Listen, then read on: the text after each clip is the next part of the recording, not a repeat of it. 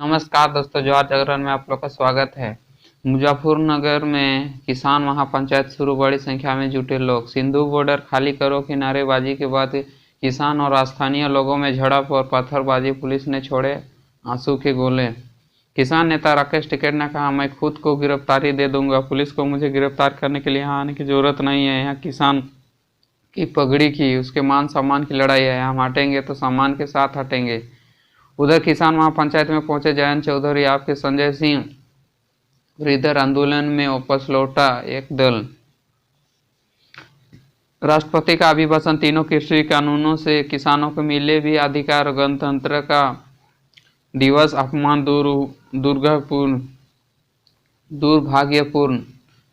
दुनिया भर में भारत की जय जयकार के ड्रैगन के कलेजे पर लोटा सांप करने लगा हमारी वैक्सीन डिप्लोमेसी की नकल।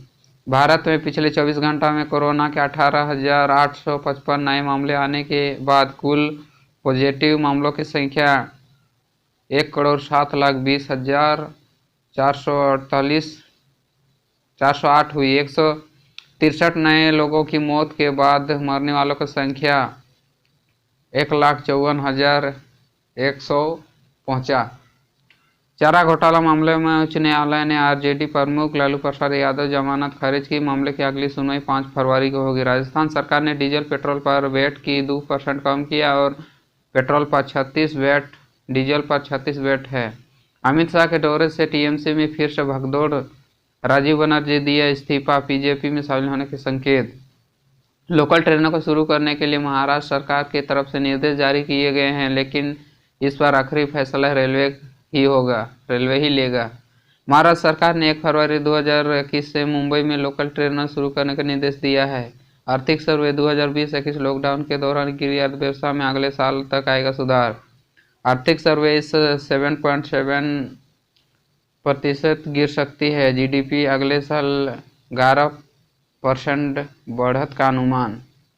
बजट 2021 से पहले शेयर बाजार मायूस, 588 अंक लुढ़का सेंसेक्स, निफ्टी भी धड़म। दिल्ली में बम धमाके के बाद बिहार में अलर्ट पर पुलिस मुख्यालय ने आईजी, डीआईजी, एसपी को सचेत रहने का दिया आदेश। बिहार के सभी जोन के IG, DIG, SP, rail SP को अलर्ट कर दिया गया है। पुलिस मुख्यालय ने अलर्ट जारी करने को लेकर पत्र जारी किया गया है। विशेष निगरानी रखने की हिदायत दी गई, कहीं कोई अप्रिय घटना न हो, इससे पूर्व तैयार रहने को कहा गया। दरअसल दिल्ली में इजरायली दूतावास के पास हुए बम ब्लास्ट के बाद बिहार पुलिस मुख्यालय की ओर से आदेश जारी किए, सभी को अलर्ट रहने का आदेश दिया गया है। बिहार में 8 फरवरी से खुलेगी 6ठी 8वीं तक की कक्षाएं। 50% बच्चों को मिलेगी आने की अनुमति। कोरोना संक्रमण की आशंका कम होते ही राज्यों में स्कूल खुल जाने की घोषणा करने लगी है। बिहार में 8 फरवरी से क्लास 6 से 8 तक के बच्चों के लिए स्कूल खोल दिए जाएंगे। कोरोना संक्रमण की आशंका देखते हुए तकरीबन 11 महीने से बंद है स्कूल खोले जाने का फैसला क्राइसिस मैनेजमेंट ग्रुप की बैठक में किया गया है। इस आशय का आदेश सभी जिलों के प्राइमरी डायरेक्टर रंजीत सिंह ने जारी किया है। प्राइमरी डायरेक्टर के अनुसार मुताबिक कक्षा 6 से 8 तक के बच्चों के लिए खोले गए जाएंगे, लेकिन 50% बच्चों को आने की अनुमति दी जाएगी। शिक्षकों के आदेश के 100% उपस्थित अनिवार्य बताई गई है। जारी किए गए आदेश में यह साफ तौर पर कहा गया है कि स्कूल खोले जाने के बाद हर हाल में कोरोना गाइडलाइन का पालन करना होगा। बच्चों शिक्षकों को मास्क लगाकर ही स्कूल आना होगा। स्कूल के गेट पर थर्मल स्क्रीन की सुविधा होगी। किसी प्रकार शिक्षक या विद्यार्थी को स्कूल परिसर के भीतर दाखिल करने की इजाजत नहीं देगी। बता दें, बीते दिसंबर में बिहार सरकार ने कोरोना संक्रमण के बाद से पड़े बंद स्कूल, कॉलेज व कोचिंग संस्थानों को खोलने का फैसला किया था। इसके बाद 9वीं से 12वीं कक्षाओं तक के स्कूल खोले जाएंगे। इजरायली दूतावास के बाहर जोरदार धमाका, गाड़ियों के शीशे फूटे। दिल्ली के अब्दुल कलाम रोड पर इजरायली दूतावास सामने कुछ पहले जोरदार धमाके की खबर है। दिल्ली पुलिस को ब्लास्ट के कॉल मिलते ही पुलिस की स्पेशल टीम मौके पर पहुंची, जहां कई गाड़ियों के शीशे फूटे। पुलिस का कहना है कि धमाके के बारे में किए गए फोन कॉल में इजरायल मेंशन नहीं है। वहीं धमाका दूतावास के पास एक बंगले में हुआ है। अभी तक किसी के घायल होने की खबर नहीं है। हालांकि धमाके से दमकल 3 गाड़ियां पहुंच गई है। दिल्ली पुलिस का मानना है कि यह इंसेंटिव ब्लास्ट है। किसी के घायल होने की कोई खबर नहीं है। तीनों गाड़ियों को नुकसान पहुंचा है। पुलिस इसे शरारती तत्वों के करतूत बता रही है। दमकल विभाग का कहना है कि 4 से 5 गाड़ियों के शीशे टूटे हैं। धमाका दूतावास पास 6 नंबर बांग्ला में हुआ है। जानकारी के मुताबिक धमाके को लेकर दिल्ली पुलिस स्पेशल टीम जुट गई है। इसके बारे में विस्तृत जानकारी का इस्तेमाल किया जा रहा है।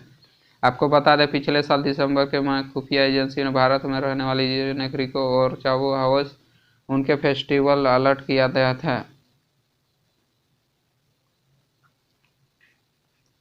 कृषि कानूनों से किसानों को नहीं होगा नुकसान, लाल किले पर जो हुआ वह दुर्व्यवहार। राष्ट्रपति नए दशक में संसद का पहला बजट सत्र शुक्रवार को शुरू हुआ। इस दौरान राष्ट्रपति रामनाथ कोविंद के अभिभाषण सत्र के साथ कार्रवाई शुरू हुई। अपने अभिभाषण में राष्ट्रपति ने तीनों किसान कानून, किसान आंदोलन और 26 जनवरी को लाल किले पर हुए हिंसा जिक्र किया। इस दौरान राष्ट्रपति ने स्पष्ट किया कि तिरंगे और गणतंत्र के जैसे पवित्र दिन का अपमान बर्दाश्त नहीं है।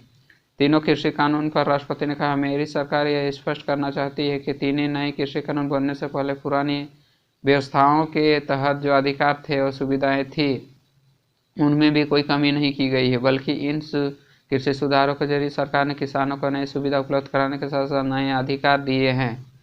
हिंसा लेकर राष्ट्रपति रूप का सख्त। उन्होंने कहा, व्यापक विमर्श के साथ संसद के ने 7 महीने पूर्व 3 महत्वपूर्ण कृषि सुधार, कृषि उपज व्यापार और वाणिज्य संवर्धन और सरलीकरण विधेयक और कृषि शक्तिकरण संरक्षण, कीमत आश्वासन, कृषि सेवा करार विधेयक और आवश्यक वस्तु संशोधक विधेयक पारित है।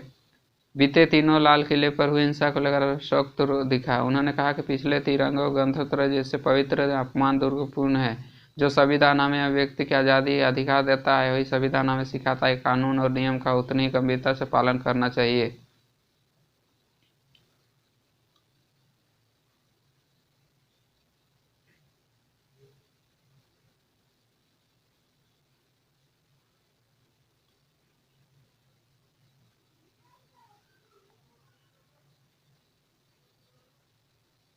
जेएमएम भी लड़ेगा बंगाल चुनाव, ममता बोली ये ठीक नहीं, मैं सोरेन के साथ शपथ में गई थी। झारखंड मुक्ति मोर्चा ने गुरुवार को पश्चिम बंगाल में झारग्राम से चुनावी पर्चा आगाज कर दी है। झारग्राम के जामदा उत्तनारायण क्लब मैदान में झामुमो के कार्यकारी अध्यक्ष रैली की ओर से बृहद झारखंड के साथ आदिवासियों के मुद्दे को हवा दी।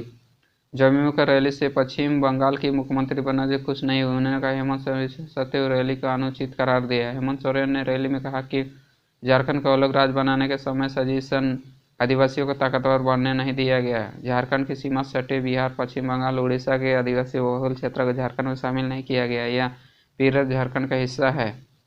जमुई ने 2016 में चुनाव में 22 सीटों पर प्रत्याशी उतार रहे थे। इसमें इस बार 25 से 30 सीट उतारने की तैयारी कर रही है।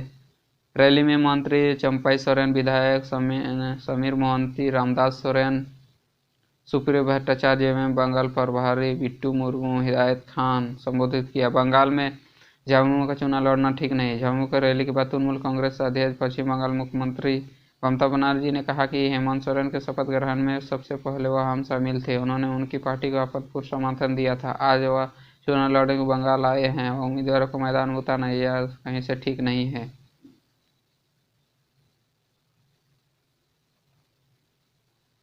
रांची के एसएसपी सुरेंद्र कुमार झा के निर्देश पर 12 पुलिस पदाधिकारियों का तबादला किया गया। इनमें से कोतवाली थाना पदस्थ अवर निरीक्षक रामसरंगत सिंह को खसीदा, गोपी नगरी थाना में पदस्थ अवर निरीक्षक रवि केसरी को केंद्र रांची, एदलहातू ओपी में पदस्थ शैलेश कुमार पांडे को केंद्र रांची, ठाकुरगांव थाना पदस्थ सहायक अवर निरीक्षक राजकुमार पांडे को पुलिस केंद्र रांची, झारखंड उच्च न्यायालय पदस्थ नोडल पुलिस पदाधिकारी अवर निरीक्षक अंजन कुमार को अरगोड़ा थाना पदस्थ अवर निरीक्षक झारखंड उच्च न्यायालय में नोडल के रूप में पदस्थ। इसके अलावा पुलिस केंद्र पदस्थ सहायक अवर निरीक्षक विजय पांडे को एदलहातू ओपी, लालपुर थाना में अवर निरीक्षक श्याम कुमार सिंह को खेलगांव थाना, कोतवाली थाना में पदस्थ अवर निरीक्षक उदित प्रकाश को नगड़ी सिटी कंट्रोल रूम में पदस्थ सहायक जगजीवन झा को लालपुर थाना और धुरवा थाना पदस्थ विद्यापुर पुलिस केंद्र में पदस्थ की गई है। झारखंड प्रशासनिक सेवा के 7 पदाधिकारी का तबादला झारखंड प्रशासनिक सेवा के 7 पदाधिकारी को इधर उधर से किया गया है। पथ निर्माण विभाग के संयुक्त सचिव और सीएम हेमंत सोरेन के पूर्व एसडी गोपाल जी तिवारी की कृषि और पशुपालन सहकारिता विभाग के संयुक्त सचिव बनाया गया। वहीं भवन निर्माण के संयुक्त सचिव रवि रंजन को जमशेदपुर स्थित समेकित जनजाति विकास अभिकरण परियोजना निदेशक बनाया गया। रवि रंजन पूर्व सीएम मधुपुरा के ओएसडी रह चुके हैं। गुरुवार देर रात कार्मिक विभाग ने इसकी सूचना अच्छी कर दी है। कृषि विभाग के अपर सचिव सुनील कुमार सिन्हा को अपर सचिव पर्यटन बनाया गया है।